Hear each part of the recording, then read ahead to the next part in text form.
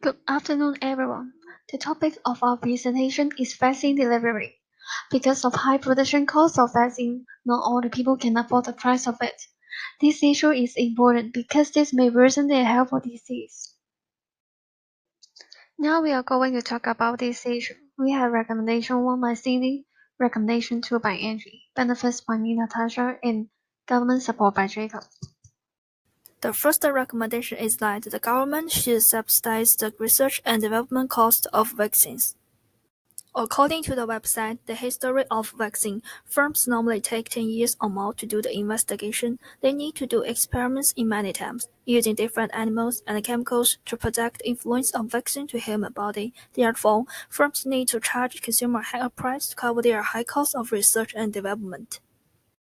Before the subsidy, low-income people cannot get safeguard from vaccine. From the diagram above, we can see that after the subsidy, the supply of vaccine increased from S1 to S2 due to a decrease in production cost of vaccine. The price increased from P1 to P2, and the quantity consumed increased from Q1 to Q2. This creates competition between vaccine producers. They have to compete with each other by improving the quality of vaccine. Therefore, general public such as citizens can enjoy lower price and better quality of vaccine. It will bring in long-term benefit because more people can afford the price of vaccine and guarantee themselves a better health. Labor become more productive, and it enhances the economic growth of the country. The second recommendation is that government should implement medical subsidy plan.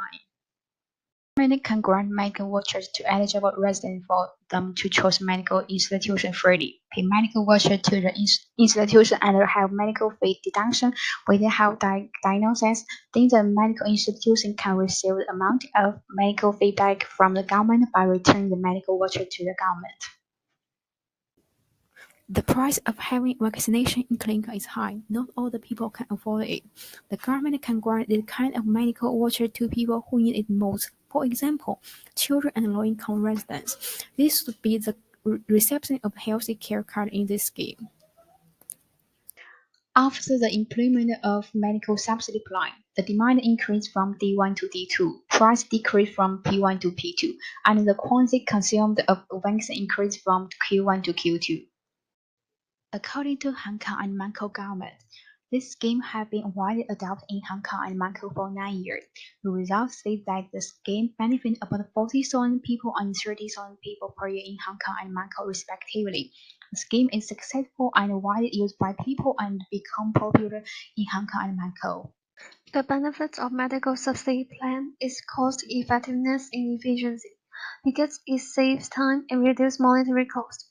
It is convenient for people to use their health care vouchers as money to pay for medical fee, and the clinic receives the medical fee back from the government by returning the vouchers to them actively. The government can save time in collecting the used health care vouchers.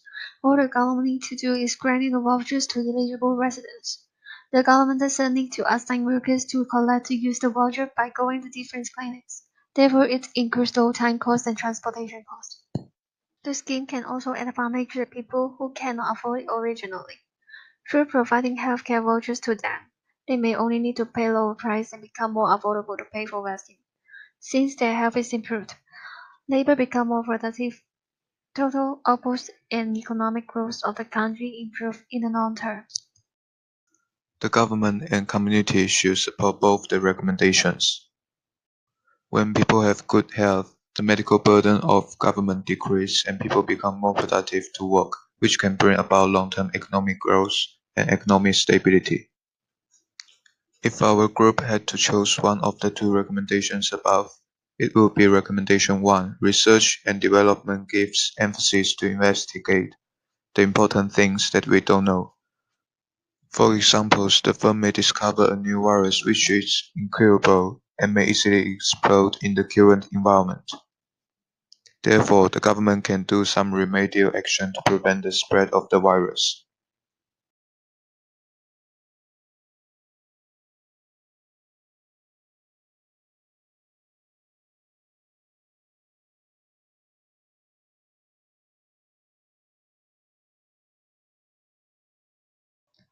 This is the end of our presentation. Thank you.